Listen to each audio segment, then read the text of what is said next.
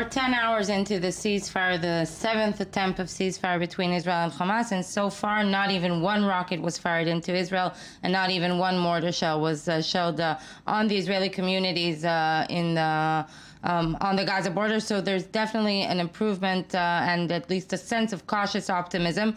The Israeli delegation did leave last night to Cairo and will begin talks today, but these are indirect talks. The Egyptian delegation is the one that's mediating between the Israeli delegation and the Palestinian delegation. On the one hand, you do feel a sense of growing optimism and growing maybe concern, feeling that this might be the time that these ceasefire talks will yield some results, a long-lasting truce.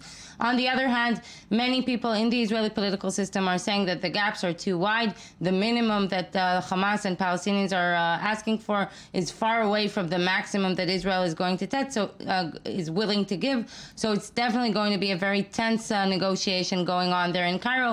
Last time it broke apart. Let's hope that this time it'll be more successful. Well, what exactly is on the agenda, and what are the sticking points? Well, the Hamas' main demand is to lift the blockade, and that comes into expression in a few ways. First of all, opening the border crossings, both the Israeli border crossings, but specifically the Rafah border crossing, which is the main window into the Gaza Strip. And that is basically a demand that they are presenting to the Egyptians, not even to Israel. That's the Egyptian crucial part in the negotiations. Other than that, they are demanding an expansion of the fishing zone and opening up the Israeli border crossings much more significantly, so much more goods and products and people will be able to enter and leave the Gaza Strip.